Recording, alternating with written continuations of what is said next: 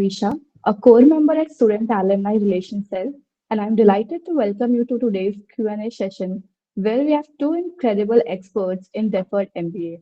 It's truly an honor to guide this conversation. Before we dive in, let me introduce our distinguished panelists. First up, we have Kopal Srivastava, a Columbia Business School admit. She is currently working in Barclays. Next, we have Garima Gupta, an ISB YLP student. She was also an associate in McKinsey. Due to multiple requests from students today who could not make it due to quizzes and placement test schedule, we will be recording this session. I would like to begin off this conversation by requesting both the panelists to tell us a little more about their experience in Deferred MBA.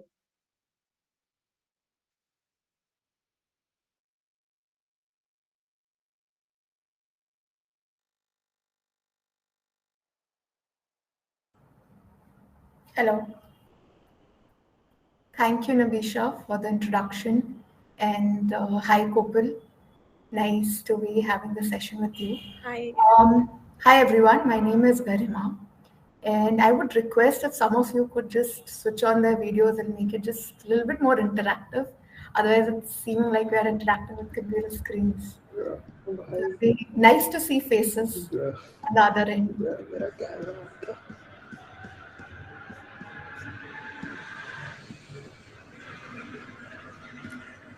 I'll give you guys a couple of minutes and I think then we can get started with our introductions.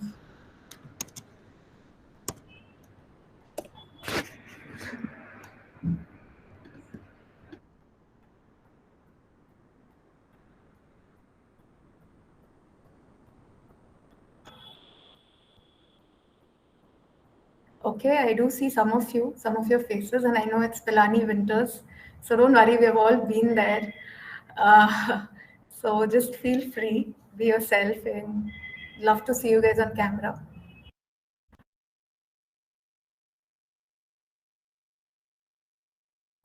I think I was on mute. I was saying it's Pilani winters, we all understand. So just be yourself, don't worry. Don't be conscious, you can be on cameras. It'll be nostalgia for me, so it'll be nice to see you all. Okay, let me start by introducing myself. My name is Garima Gupta. I'm born and brought up in Calcutta. I'm batch of 2012, class of 2017, Pilani campus. I've done my BE in mechanical engineering and masters in biosciences, and both by choice. Very radical choices then.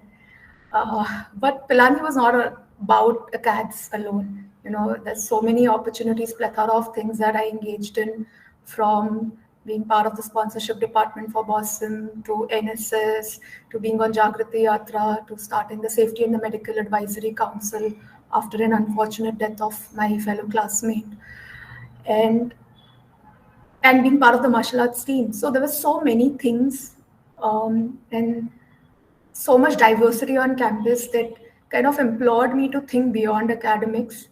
And that's when I developed a taste to, to experiment with startups. And a lot of my classmates were also, going into it. Redbus was a great story at that point of time when we were there. And, some of them were dabbling with it. And it excited me personally. And in Pilani, it's all about entrepreneurship, right? From how we handle our messes to how we handle our student council, everything, right?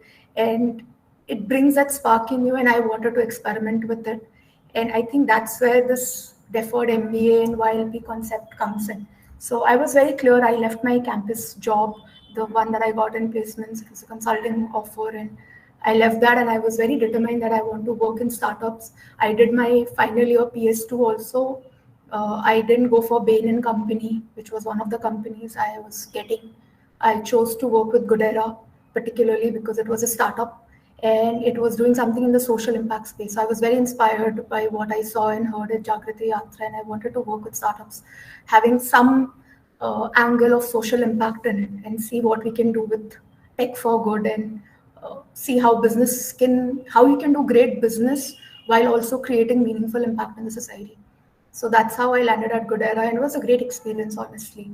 And that's when I was determined that I want to engage more in these kind of startups, and I looked for a bunch of them wrote out cold emails, applied to them, discussed with founders of multiple companies, like had one-on-one meetings on how I can engage in my final semester as well as after that. And it was, it was just coming strongly from a desire of wanting to do something like this, but there was not a clear path, right? And you obviously want a safety net when that is happening and you're leaving your campus job as well. And obviously you have your parents who are worried about what are you even trying to do, right? Those questions do come, and that's where I was clear that I had taken the choice. I had made that shift from going from being a very acad research oriented person from my third year to moving towards the startup space in my fourth and fifth year. So that's when I was clear of that shift. I knew that I would want to do an MBA down the line.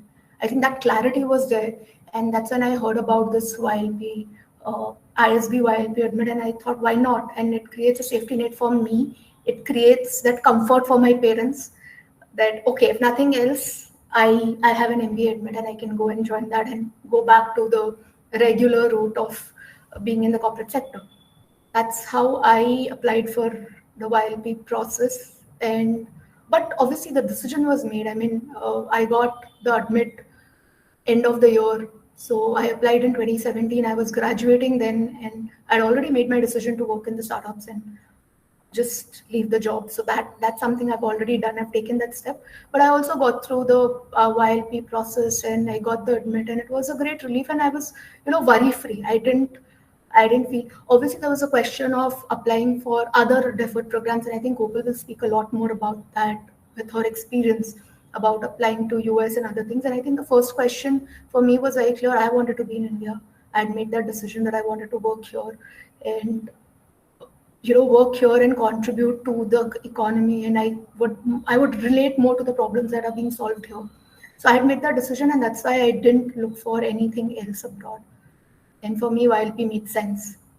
So that's a little bit about myself. And after ISB, I joined after 20 months of experience. I worked in startups. I did product management back when it was not so glamorous, but I had that experience on the job. Built a new product, She Rose. It's a women-only community that we built out and scaled to millions of users. And with that experience, I went to ISB. It was 1 year of transformation, really, that is what it is called. And it was thoroughly enjoyed it, learned a lot. And from there, I went to McKinsey, worked there for a couple of years. We graduated in 2020, so middle of COVID, a lot of uncertainty, but it was great 2 years for me. And recently, I have moved into a corporate strategy role in the automotive sector at Taffy. So yes, I will pass it on to Kopal, a very long introduction. Kopal, over to you. Yeah, thanks, Garima. Hi, everybody. I'm Kopal, and I just graduated this year in 2023, so I don't have the kind of wonderful accolades that Garima does. But I just graduated this year, and I'm from the Goa campus, so I did a dual degree in electronics and communication and biological sciences, so we have that common. And how deferred came into picture for me was basically, honestly, I never really wanted to be an engineer, so something was very clear to me, but I didn't really know what else to do, so engineering happened. And while doing engineering, as Garima said, for Pilani, for you guys, Goa, for me, BITS really opens your mind to so many diverse things that participating in club activities, team activities, I just kind of figured that I do have a knack for management and I really want to get into something like that. So an MBA was always the clear choice. Now, how I would go about it was a huge question because I definitely knew I wanted to go abroad because I just really wanted that kind of exposure and that kind of a global exposure and being with people from diverse backgrounds. And I really wanted to sort of expand my horizon a bit. So it was always an abroad MBA for me, but I figured very early on that, the USB schools specifically, they require a lot of work ex. They're not just, you can't just, graduate and apply and go. So then I came across Deferred, and what particularly attracted me was the fact that I am a very, very indecisive person. So I need a lot of time to, I needed a lot of time to try out everything before I can decide that, okay, this is what I wanted to do. So Deferred gave me like a really good safety net, as she said, to really take these through 2-3 years after graduation and not worry about building my profile for B school. That's something that I really did not want to worry about after I graduated. So this gives me like a good 3 years to really just explore every particular avenue out there, not worry about, oh my God, what will happen after 3-4 years, and clearly have a very clear understanding of, okay, I like this, I don't like this, and then I can spend like my 2 years at B school concentrating on exactly that. So that was my idea behind it. I work at Barclays right now. I'm in Pune. I work as a software engineer. So that's something I'm ticking off my list right now, just getting a lot of software experience, getting my hands dirty with code. And then I think I'm planning to move into an investment role after my Barclays stint is over. So yeah, happy to be here. That was really nice to listen to. So, starting off with the questions, my first question is, how is deferred MBA different from a traditional one? What are some things an applicant must keep in mind before choosing between the two?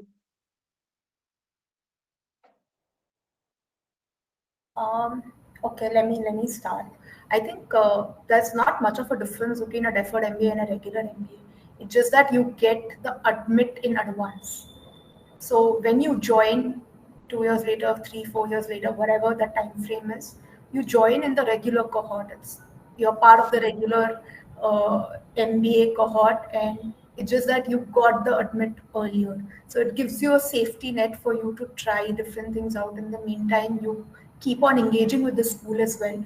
A lot of schools organize learning weekends. ISB does, and I'm sure even there are engagement programs for the US schools as well. You get a sneak peek window into what MBA is going to look like. You can network a little bit with the current cohorts, and you can meet up with other uh, deferred admits from your class and things like that, right? And if there are some opportunities, like in ISB, they give you an opportunity in immersion program. Tricep, it is called an entrepreneurship in immersion program. It's a 3-week entrepreneurship in immersion programs across 3 different schools in Singapore, China, and ISB, right? So things like that. There are opportunities that open up for you as part of these 3 years.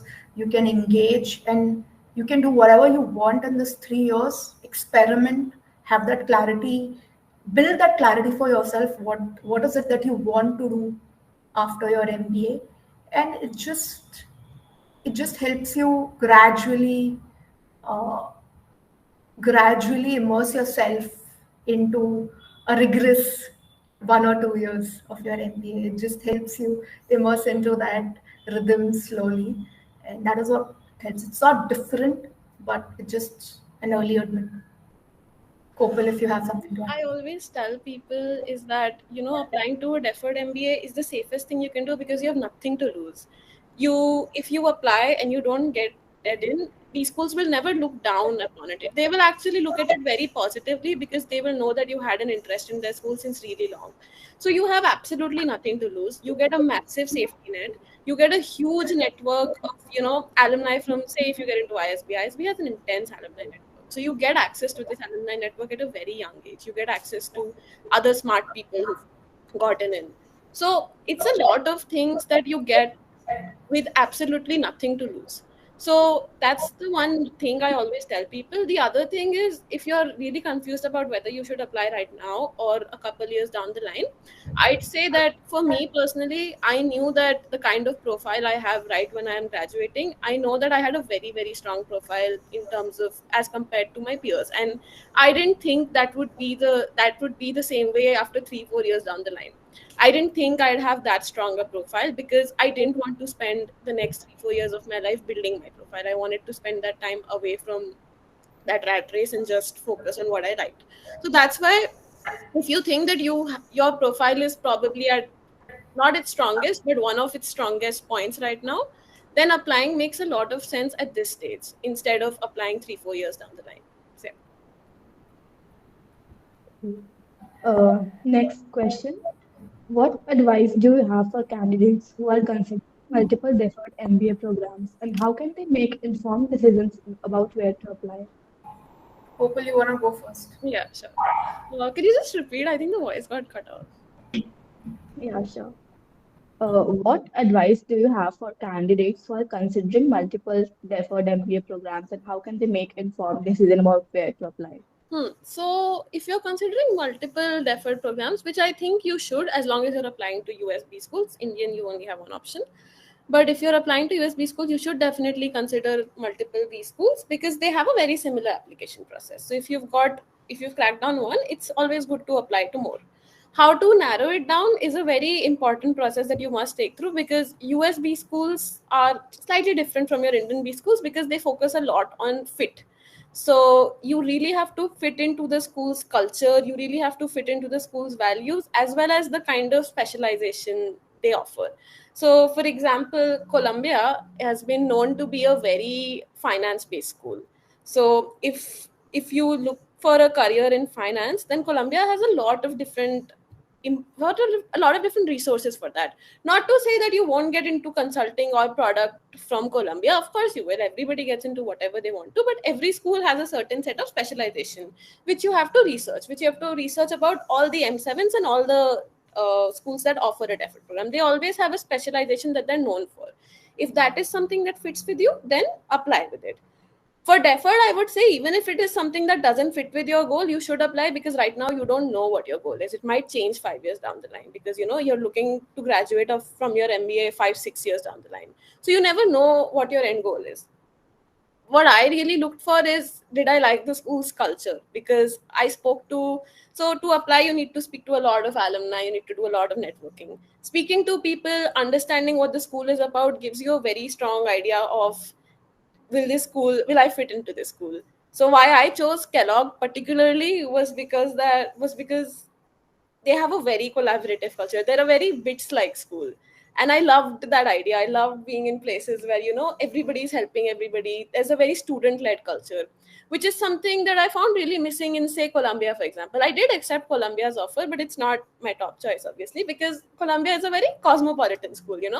It's New York City. People don't live together. They live really, really far away from the city. So it's not a very collaborative culture, which is something that I really wanted. So these are the different kind of things that you have to weigh into, kind of decide what program you want to be in. Talk to people, research more about, go to the school's websites. They have their employment reports. That way you can understand in which industry are most students going in. That will help you understand, is this something I want to target? Is this something that will help me get where I think I want to be right now? So yeah, these are the basic things that I think should help. Karima can take it forward. I think Kopal, you have summarized it very well, and I think multiple programs come in when you're looking at US and India. There's only ISB YLP, which is a great place. I think I can give you my take on ISB versus IIMs, and I think some of it would relate to what Kopal is talking about. So for me, I was very clear. I never wanted to give CAT, and my father was after me that, okay, you haven't admit what's the problem in giving CAT.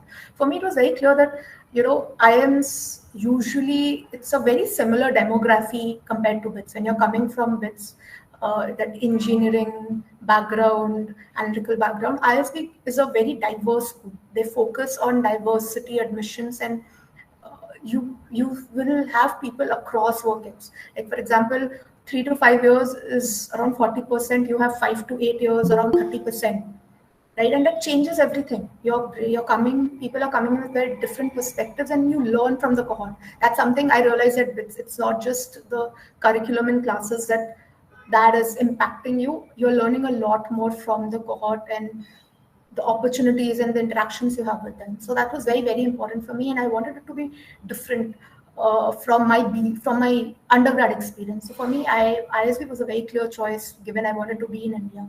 And within ISB also, you have 2 campuses, and you get that option to choose some. You get to at least put in your preference, right? And both campuses have slightly different cultures. They are microcosms in their own. And talking about what Kopal was talking about, I saw the similarity between different schools. Just maybe something for you to relate. Like for example, in India, IMC is known for their finance specialization, right? IMB is a lot about more work ethics, entrepreneurial mindset, while A is focused on overachievers, right? You see that as the culture. right? And that fit is something they look for even in IIMs in their interviews, right? I think just something to, it struck me, so I thought I'm just sharing it with you. It'll help you relate to what she's talking about. But definitely, I think you should look at multiple options, especially when you're applying at this stage. And like Kopal said, if you think you're in the top 10% of your cohort, go for it, because I think there is a momentum right now. You're working with your placements. GMAT is so much easier when you're already in the study zone. Once you get out, get into the corporate work cycle, we feel how we'll do it then. But just getting back into the rhythm to write an exam, if nothing else, I would just ask you to write your GMAT and GRE. It's a 5-year thing. You're sorted for 5 years. Just do it, even if you're not applying elsewhere. Just getting into the rhythm of applying again, it takes a lot of mental bandwidth and space. So better to do it now than later when you're after your placements, you're all enjoying it all. Just take out some time, use the momentum, and make it work for you. Okay, so our third question is, can you share insights on the typical profile of candidates admitted to the deferred MBA programs and what qualities are often sought after by admissions committees? Okay. See, from what I understand, and obviously I'm talking specific with the ISB YLP program. Okay, we have a question in the chat, but let me come back to it. So, what I understand is, usually if you look at the YLP program, the acceptance rate is around 5%. There are 2 to 3,000 people who apply, and they give it to 120, 150 students. The focus is on having a very all-round profile. In consulting, they talk about spikes in your resume, right? That's exactly the focus. You got to be good across the board. And that is why having a very holistic, it's all like you can be an academic genius and that will get you through. No. You need to build an overall all-round profile across academics, across your work experience, whatever you may have, summer internships, volunteering experiences, and extracurriculars, not just sports, dance, not just that, but PORs. I think the focus is on having a very all-round profile. And see, you have to also think about from the lens of the institution. They are giving you this early entry, early access to their program.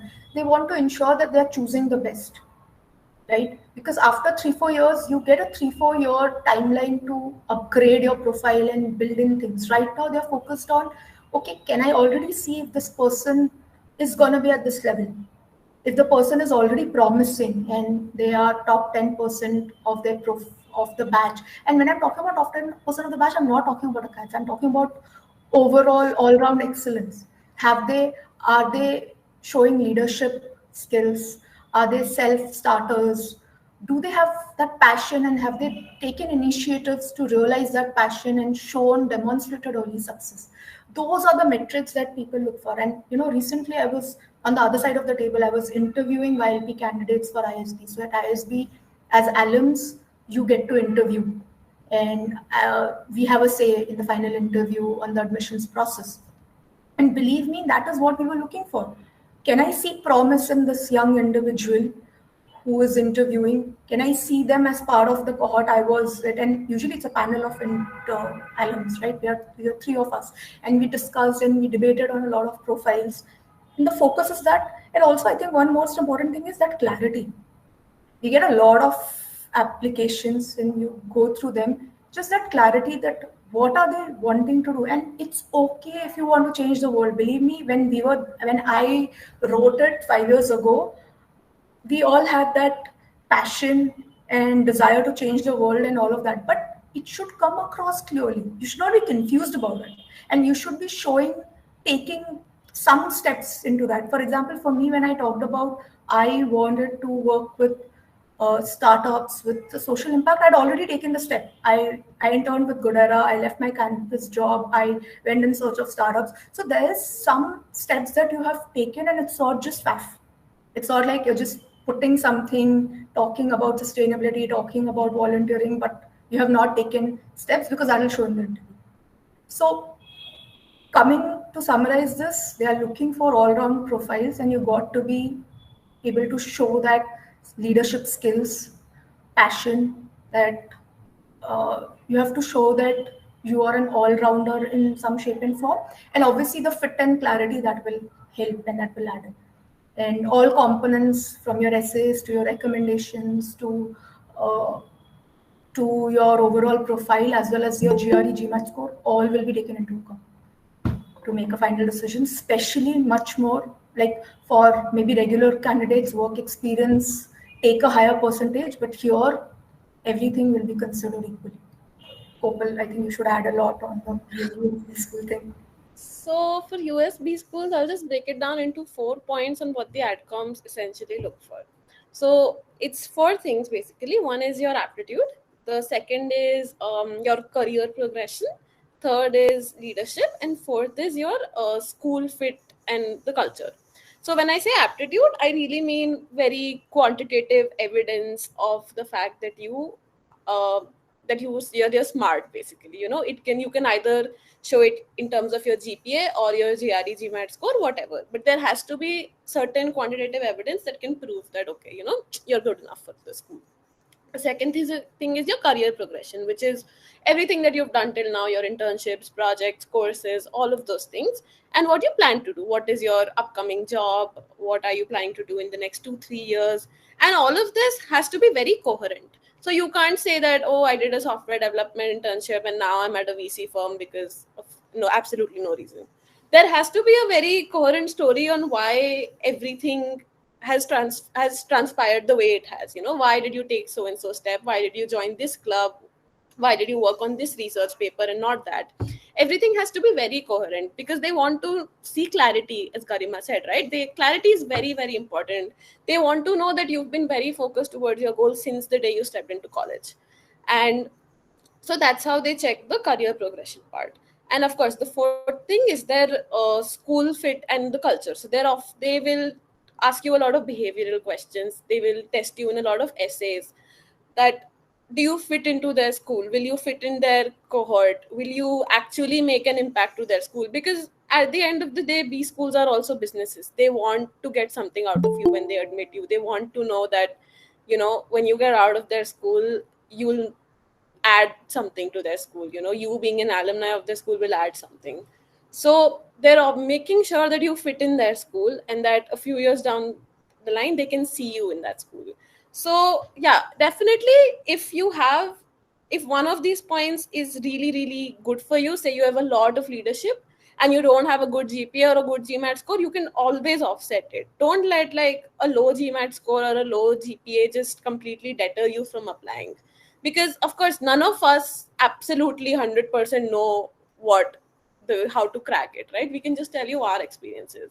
A lot of times people with lower scores, lower aptitudes, or maybe not a very solid solid background of internships, they get in because they have a good story, they have a good culture, they can prove themselves to the adcom. So at the end of the day, I personally feel it's really just about being very genuine. Like faking it, honestly, I don't think gets you anywhere, because these are people who've been in the admission businesses for like 20-30 years. They can always tell when you're just bullshitting your way through it.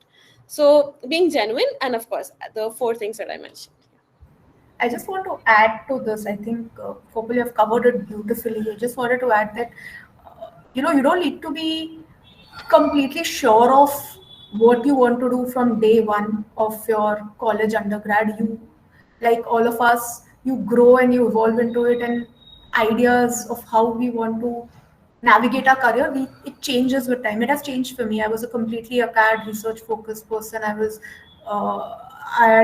I got that and my tax by my third, fourth year. I was completely into a very different zone until I pivoted to something very different. Right? It's all about that you have to stick to one thing and you need to be sure, and it has to show in your essays or your application. It's just about the story has to be coherent. That's what Kopal I think is trying to say. I just wanted to kind of clarify that. You don't need to be Einstein and know that, oh, physics is my thing from the beginning. No, that's not true. It's just that you should be able to communicate what prompted that change and why you're navigating, the way you are navigating your career choices right now. The story has to come through, and the story will only come through if you're genuine. Like Kopal said, AdCom, and in case of ISB, especially because there are alums on the other side, we can see FAF the moment it's there on their essays. right? It's just so evident that then you grill the student on that, right? That's the point. Be genuine, and it's okay to say that this is what my idea is. I want to explore this, and I'm crafting my way. None of us are fully sure of how this is going to pan out. You cannot predict the future. You can just have a plan for it, and that plan has to be coherent with what you're talking about, what your ideas is. It has to have some reality basis. It has to be based in reality. It can be overestimated. That's okay. We all want to have bigger dreams. Why not? But it should be based in reality. It should not be up in the air. That's all. That's the point. That's the point we're trying to make. Okay, so moving on to our next question. How important is gaining work experience before applying for a deferred MBA? And are there specific industries or roles that are particularly valued by admission committees? So for a deferred application, the biggest requirement is that you shouldn't have work experience. But if you're talking in terms of internships and projects, then it's good to have it's good to have a lot of it's good to have multiple internships, I think, and it's because it helps the adcom see that you've really tried your hand at things.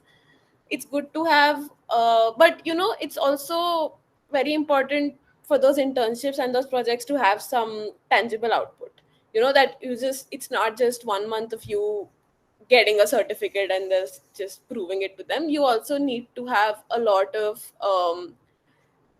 you need to learn something from it, and they have to be transferable skills. In terms of are there any preferable industries, I really don't think there's anything like that. As long as whatever you're doing sticks to your story, sticks to your final goal, sticks to whatever you're talking about, and and you're passionate about it, you can explain why you ended up doing it.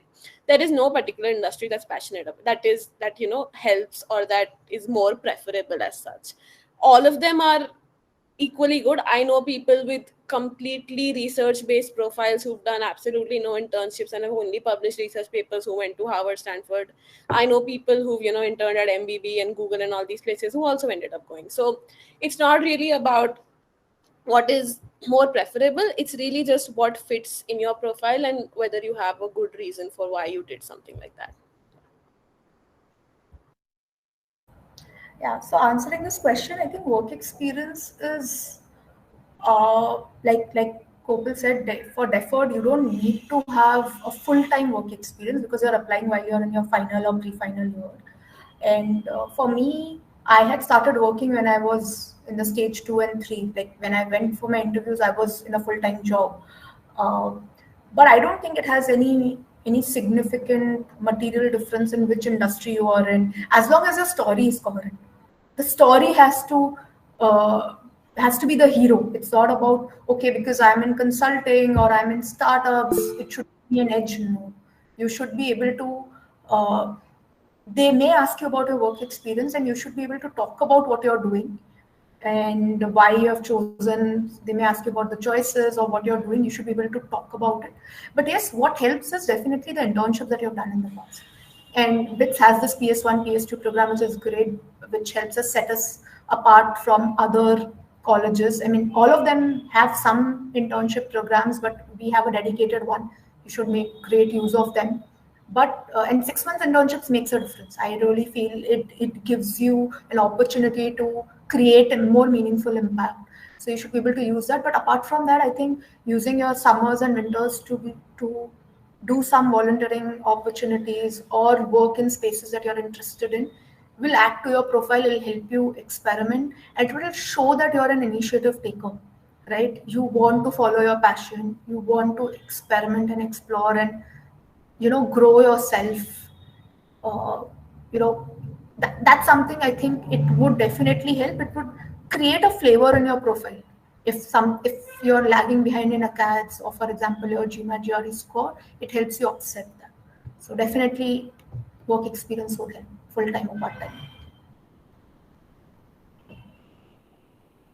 Next question. Could you provide tips on making a compelling application and crafting essays for a deferred MBA program, especially considering the limited professional experience many applicants may have at this stage? Yeah, I think I have a short answer for this. We've covered it because, like I told you, so if I take you through the ISB YLP process, you start with filling in your basic application. There's one essay in the beginning. Stage 2 has another essay, one or two essays. There might be an optional essay, and you have to give in a recommendation from someone who knows you, professor or somebody you've worked with. And last is the interview stage, right? So compelling essays. I think see the essay questions that are given to you are they craft it in a way which keeps in mind that you don't have professional work experience, right? They try to understand your psyche, and they try to understand if you have self-awareness and clarity of how you want to navigate your career, and how would an MBA help. How do you think, what do you want to do or change in this world, right? At this point of time in your college years, that's something that they would want to focus on. Usually the essay questions, if you look at last 5-10 years, it will be around those lines. And like we've already talked about, it's very important to have some sense of self-awareness and clarity on why you're doing this. See, just doing this for the sake of putting in the effort, I don't think it's going to yield results. You have to spend time, genuine time, in understanding how will an MBA help, why will that particular college help you. Like we talked about culture, how culturally different these colleges are, how you are a good fit, and be very authentic and genuine about your short-term, long-term goals. Usually it is, there's a lot of discussion on what is your passion or what is your goals. It's somewhat hidden in these essays, right? So having thought about what is our plan is going to be important, because that clarity is very, very important. When we talk about which students or which applicants ADCOM will prefer, is we talked about leadership, we talk about people with passion, but there's very important element, which is this clarity and self-awareness. You got to show that in your application, and you got to show actionable steps that you have taken to back it. I have read essays of people who have come to me for feedback, and when I was on the panel, where somebody is talking about sustainability and how they want to change the world, and there's nothing in their overall profile that backs it up, really, right? So don't faff around. I mean, be realistic. On the other hand, we saw another profile where somebody talked about different passions, like from cooking to finance, and they talked about those simple steps that they have taken to back that up. And it made a lot more sense. We were able to connect with that profile, with that applicant, with that person. So, self-awareness, clarity, and last thing I would talk about is please get it reviewed. People make such basic mistakes, like sometimes it's not grammatically coherent, and I don't think that's excusable at all. You should at least, you may not be a grammar Nazi yourself, which is great, which is okay, that's not a problem, but it shows the effort and mind space you have given to your application. Just get it grammatically correct, ensure that the story is coherent, it's flowing through, take feedback. Sometimes we have so much to say, we get lost in our own thoughts and ideas. Please get it reviewed by at least 2, 3, 4 people, incorporate the feedback, and you'll see world of difference. And believe me, I have personally given feedback and reviewed essays of many peers, juniors, and it does make a difference from just getting the admit to making that final, clearing the bar. It does make a difference. So please get it reviewed. And while essays are important, also put in some effort in filling the other aspects, other aspects of the profile. We tend to ignore it and just type in few words or type in phrases. Doesn't give the accurate picture to the ADCOM. When you're close between 2, 3 candidates, some of these things will make the difference for you. Yeah. Kopal, over to you. Yeah, I think you've covered everything. But so something that I personally always recommend, especially when you're applying to multiple B schools, is to have a very solid story document. So what your story document essentially will have is, it will have what you want to do and how you've basically, the steps you've taken towards it. So what I would suggest is to make a document that links everything you've done together. It might not be a very natural link. You might have moved from a software engineering job to an investment banking job. But I'm sure there was a reason behind it, right? The reason could be as simple as I hated software engineering. But you need to make a document that links everything together. So what this document will give you is, it will give you something to always refer back to when you're writing your essay, so that your essays are sharp and concise and very clear. And B, it will also give you a lot of clarity on why you've been doing certain things, because we do a lot of things from a subconscious place. This happened to me because I didn't really find that link until I really sat down and charted everything I've done, and I realized that okay, there is a very common theme amongst everything that I've chosen to do, and I never realized it. So it's very important for you to list everything down and really truly introspect and understand why you've been doing certain things. That also gives you a lot of clarity, and so when you're writing these essays, now you have a very solid document to refer to, so that any prompt based on your career, based on things you're passionate about, your values, whatever the prompt is, you can tackle it because you have a very solid document that tells you everything that you've done. That so you don't have to think and be like, oh, I can't remember, I can't look back. That is A, very important.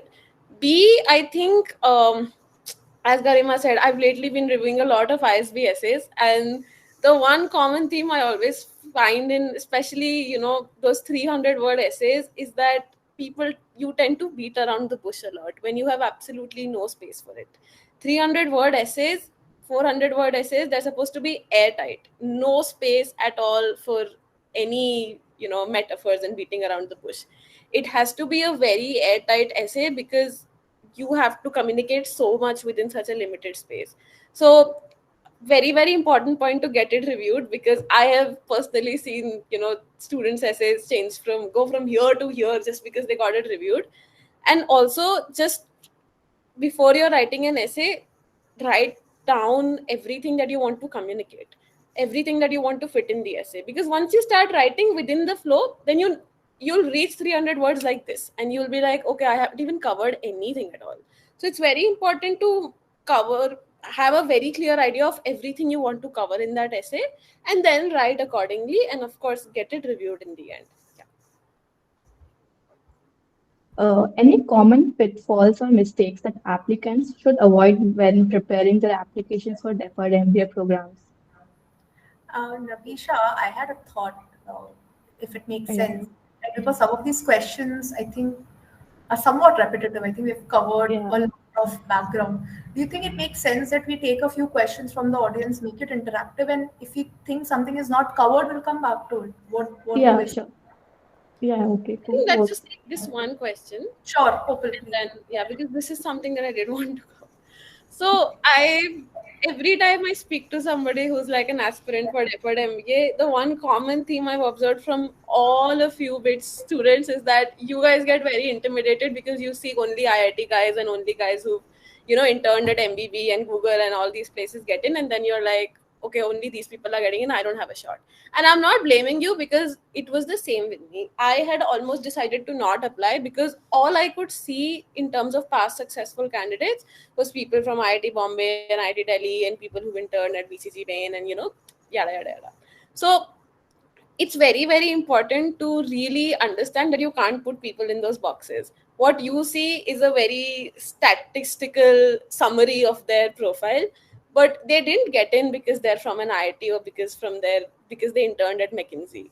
They have had a very solid story. They have had a very solid journey, which you can't see on their LinkedIn profile or their resume. So really don't put yourself or anybody else into a box and think that I can't apply or I can't get in because I don't have those XYZ stats that people have had. Another very big reason why you only see IIT and these big SRCC DU colleges guys get in is because they've been very aware. And in BITS, the awareness around deferred MBA at least has not been, say, at least until this year. When I was applying last year, I struggled so much because I just could not find anybody who had done it. I found one senior and I just clung on to him, and I annoyed him up to no end. But it was very hard for me to find examples of people who've done it before. So really, why you only see people from IITs is because they have a very strong alumni network who've done it before, and they're very, very aware. And now it's on us to make you guys very, very aware, and it's on you to pass on the awareness. So you guys have very, very solid profiles. Trust me, I've seen such good profiles. So really, this biggest pitfall that people make is that they put themselves into a box and they don't think that they can shoot for the stars and they can't apply because they've not seen people do it before. But yeah, don't do that. And now we can like open the floor here. Yeah, just one thing I would add on to that, and Kopal, I think you've made a very important point here. That's something I wanted to actually share, that you might be thinking that, okay, there's so much to do, I need to get reviews, I need to think about it, and sometimes you need help from people who have done it. So I think don't hesitate to reach out. I'm sure if you're in a pre-final year, we have a great, I think at BITS we have a great strong relationships between seniors and juniors, right? I'm sure you'll find a lot of people who have applied, and it doesn't matter if they have applied to deferred or not. Even if they have applied and they're part of those B schools that you are targeting, it works because they'll be able to either connect you or give you the right advice on how to go about it, right? Deferred or regular doesn't make so much of a difference as long as you're able to get the right insights.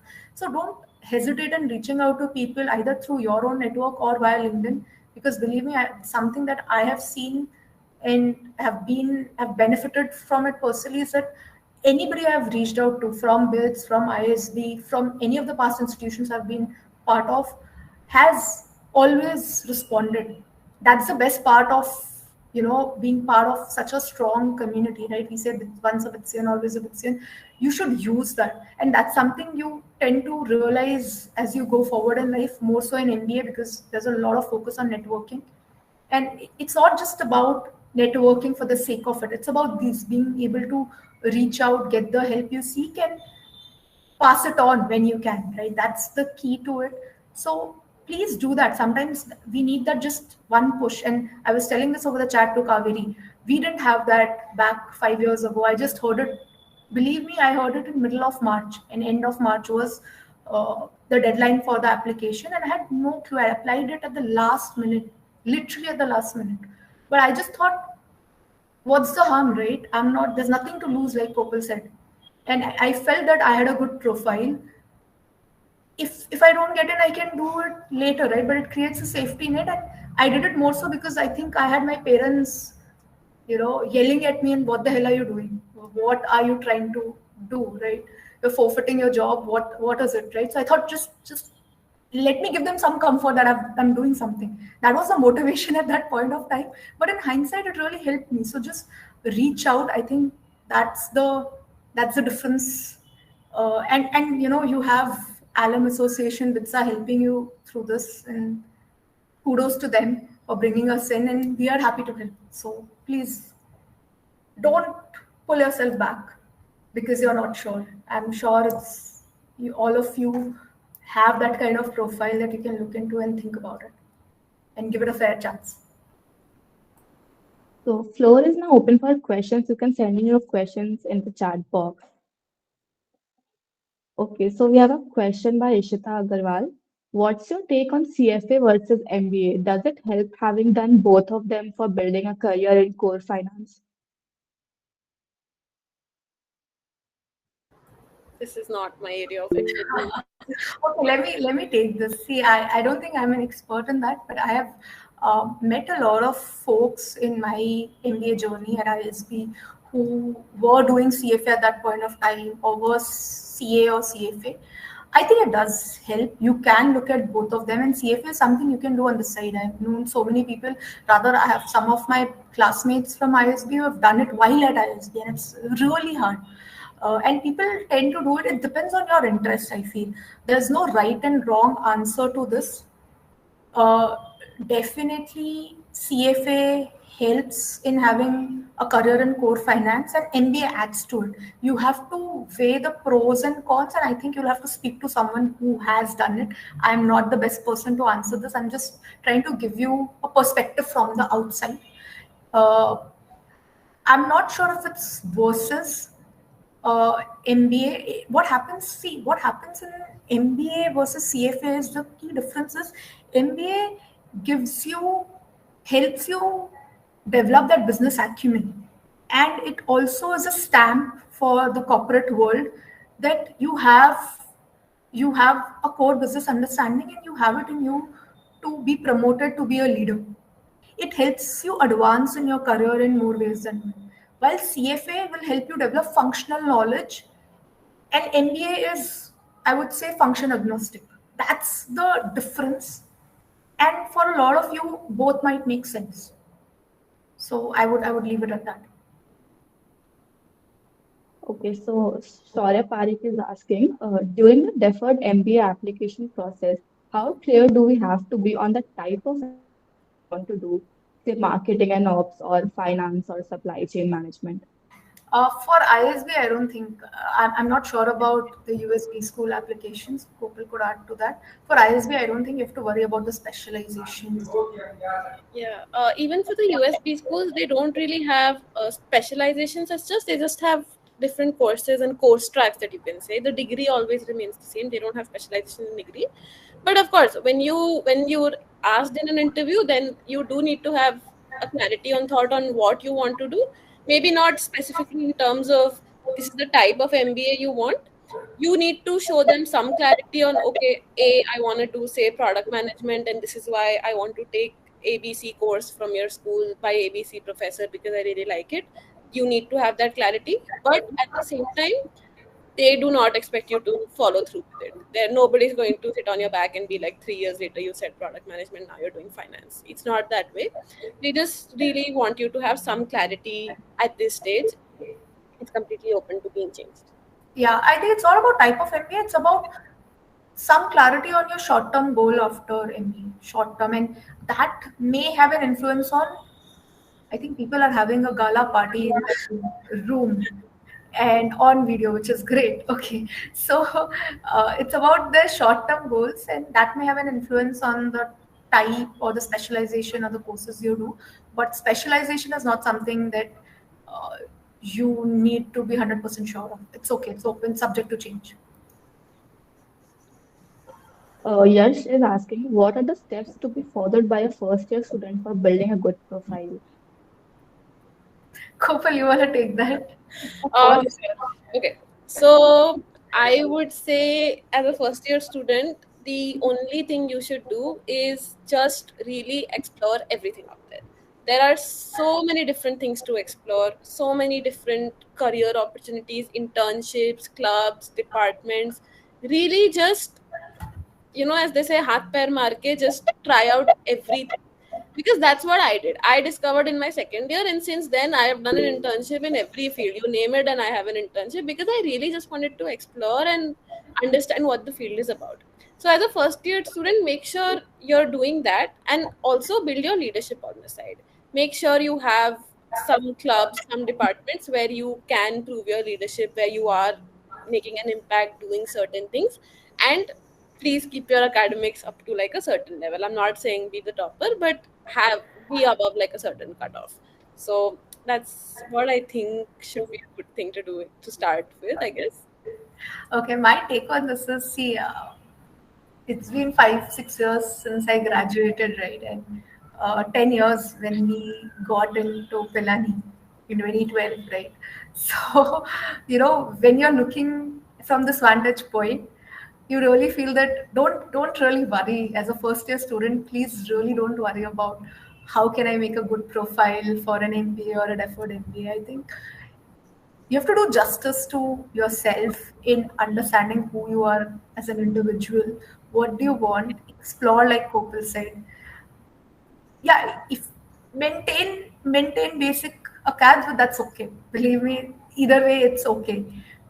It's important to utilize the opportunities that you have, explore yourself, understand what do you want to do, and just enjoy it, especially in the first year. And there's so much happening in your first year. You're coming into uh, a new place. There's so much diversity, so many opportunities. It can be really overwhelming.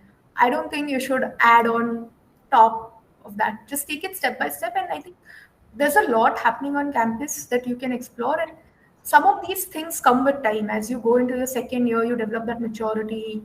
You you get settled in with the campus, with the CADs, the process. then you try to explore other things. For me in particular, every semester I tried something new, but I will take one thing at a time, right? I will not, in my first year, I was just part of a department, just Bosom, sponsorship for Bosom, just focused on that. In second sem, I took up NSS and followed through that. In third sem, I added on something to it. I added martial arts onto it. Just take one step at a time, add when you feel you're more comfortable. And with that, you will be able to, and you might have different interests, just follow that. I was really interested in acads in the beginning. I was doing research internships in the beginning, focused on that. And then I moved to something very different, more towards business and corporate side, right? So allow serendipity to happen. Don't be tunnel focused at this point of time and just have fun. Okay, we have Next question we have. Next question we have is, ideally, how long should you take to prepare and write your application for business schools abroad? So it really depends on how many schools you're applying to. If you're applying to, say, more than, I'd say, 5 schools, then a really good time to start is December, because there is a lot of things that you have to do. Every school has at least 2 essays that you have to cater to and write. You also need to really sort out 2 LORs, which is A, your academic LOR, B, your professional LOR. You need to have a very solid resume. You need to network with a lot of people, talk to a lot of people, understand what the school is about, all those things. So it's a very time-taking process. I think, and if you have not given your GRE GMAT, then I mean, of course, then there's a lot more to do. So I would say if you're applying to more than 5 schools, a good time would be to start in December. If you're, say, just applying to one school, a good time to start would still be maybe Jan Feb, because sorting out LORs and all takes a much longer time than you estimate, because professors are really busy, managers are really busy, they'll forget in the end. So it's really good to pester them from the start and get it done with. So yeah, that's what I'd say. Next question we have by Shubham. What is your opinion about the changing security and the global world order with the focus primarily shifting to India? Many critics believe India is the future and students seeking international education shouldn't go. What is your take on that? Will an international MBA still be relevant?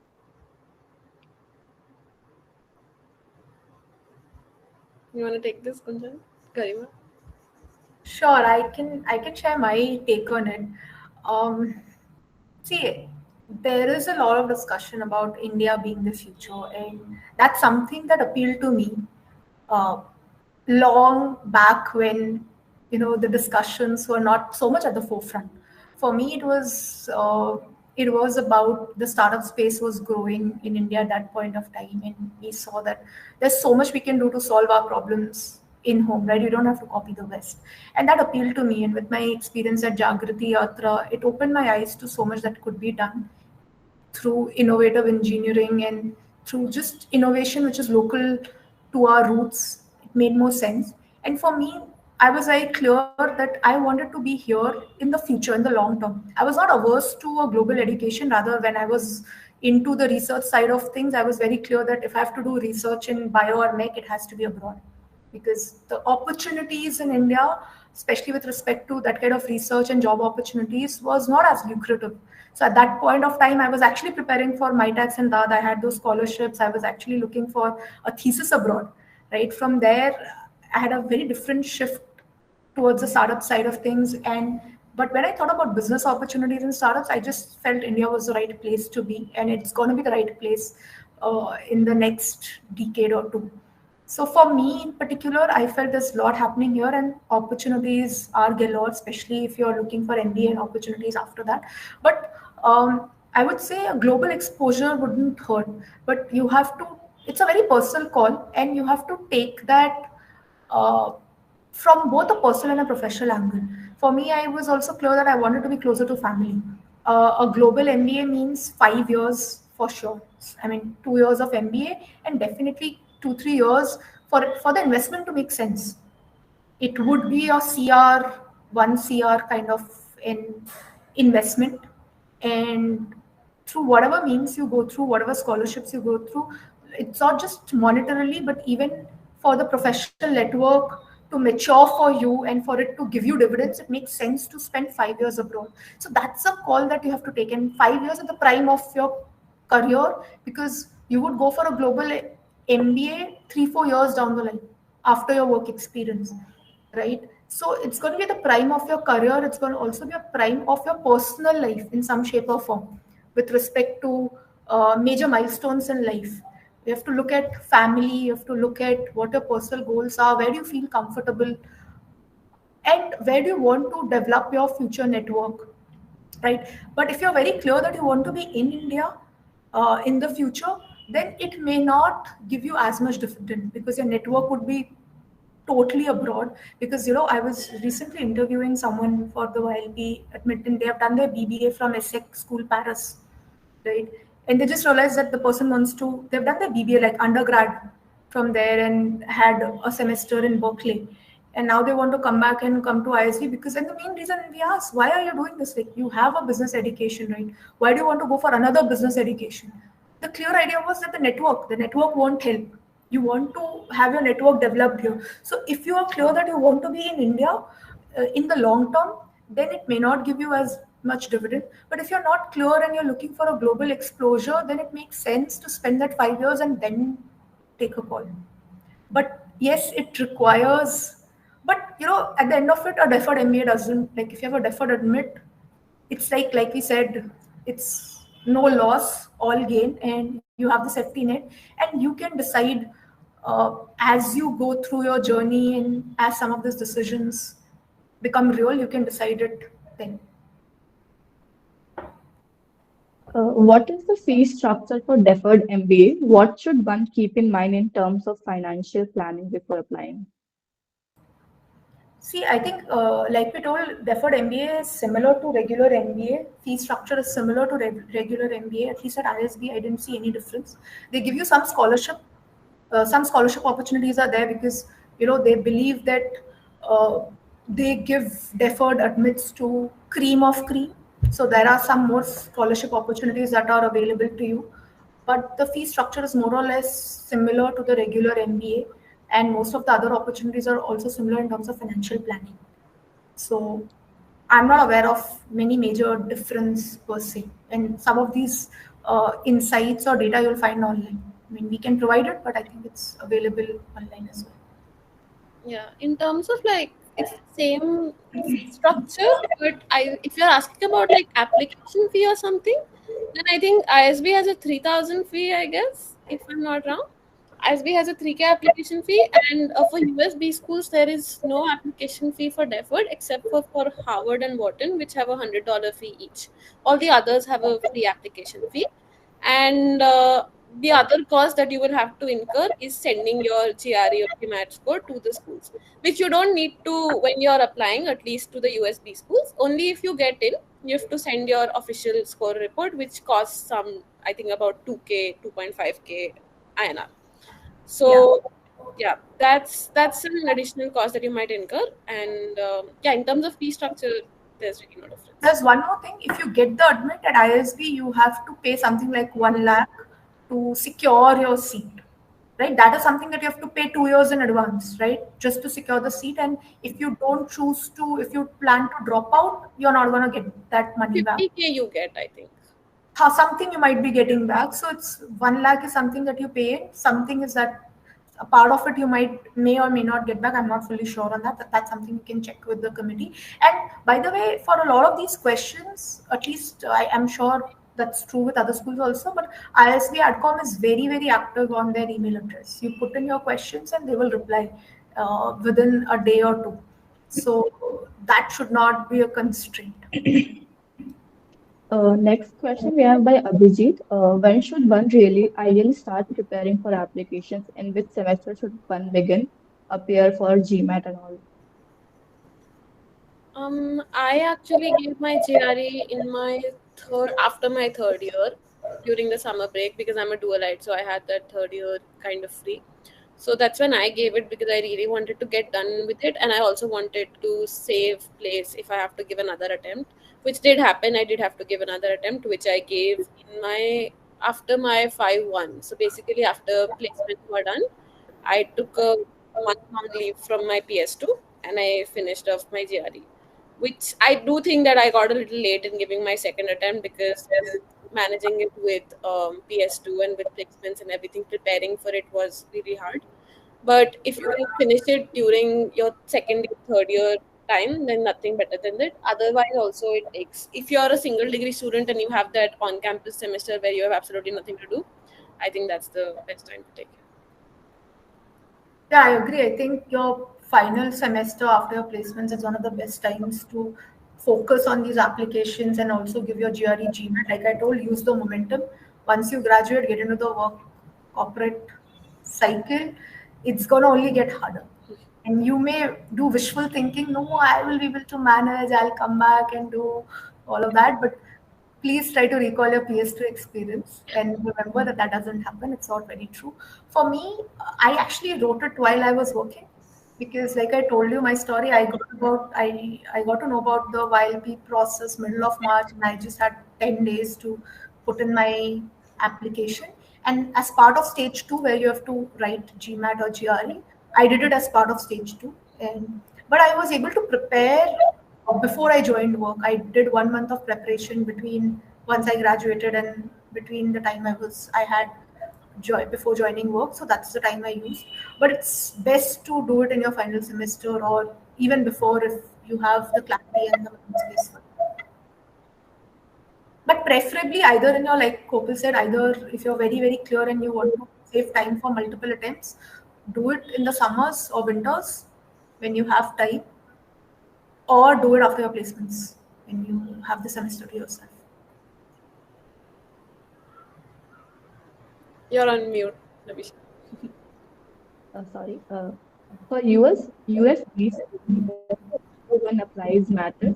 For a final year student, what do you think are requirements one should be prepared with before applying?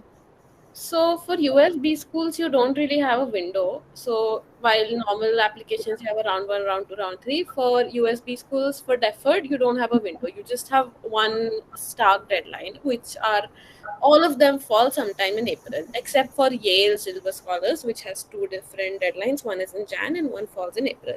Except for that, all of them have a very hard deadline sometime in April, mid-April to last week of April. So you just have one window to apply. What do you think are the requirements? So you need to have your transcripts, not the official transcripts, even the unofficial transcripts work while you're applying for stage one. You need to, of course, be ready with all your essays. You need to have your resume prepared. You need to have your LORs sent in before the deadlines because your prof has to directly send it to the university. You don't get access to it. So you need to have that settled in. You need to have you need to upload your GRE GMAT score report, and you need to be completely set with networking with people, talking to people, because the interview invites come in very quickly and you don't get time between the interview and the invite. So if you're like, oh, I'll connect with people once the interview invite comes before the interview, then that's not possible because they give you like a 4 or 5 day window. So it's very hard because people in the US, they're at these schools, they're very busy. So getting them to respond only takes like 5-6 days. So be very sorted with your networking, know who to contact and everything. And of course, this checklist of essays, resume, LOR sent in, the whole application sent in, and your GRE GMAT.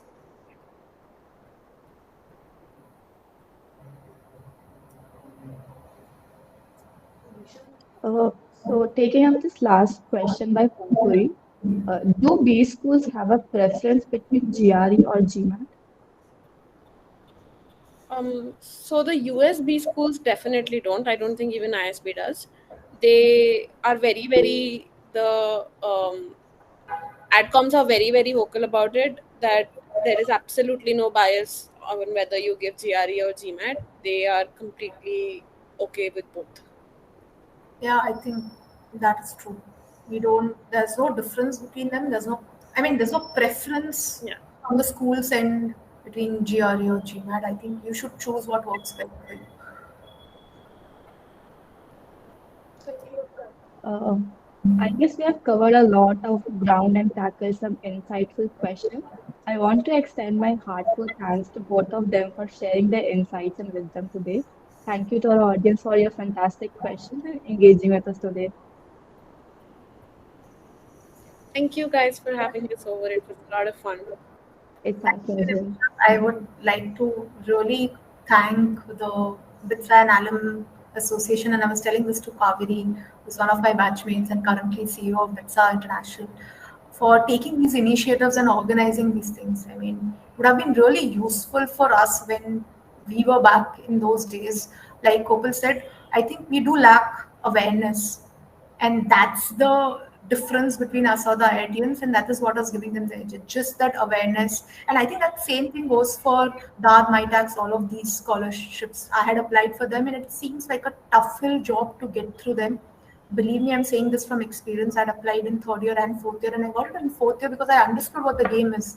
In third year, I was completely clueless. I just knew that it has to be applied and you have to do something, but the process is intensive. It takes mind space, and you have to be prepared for what you're getting into.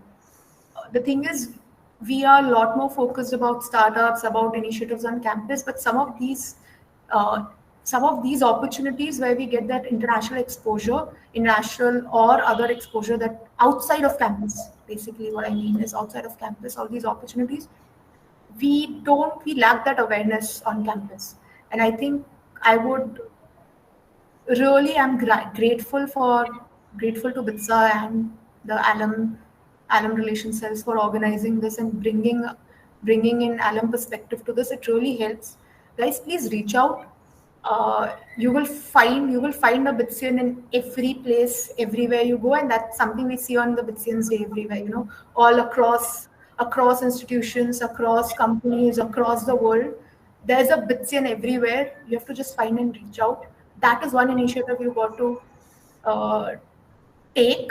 Be that self-starter person, but you will get that help once there's always help if you only ask for it, right? That famous Harry Potter dialogue. I personally believe in it, and I can also tell you that it has helped me enormously. I have always used cold emails right from the start, my tax day, to even getting jobs, getting people to talk to you. It just helps. So please don't hesitate to reach out. And I look forward to some of these sessions. And it was lovely to be with Kopal on this panel and discussing this. And thank you, everyone. I hope it was helpful. And you can reach out to us. I mean, to me, Yeah, I Thank you, Garima and Kopal. We'll love to host you again. thank you. Bye bye. Good Thank night. you. Bye Bye bye. bye.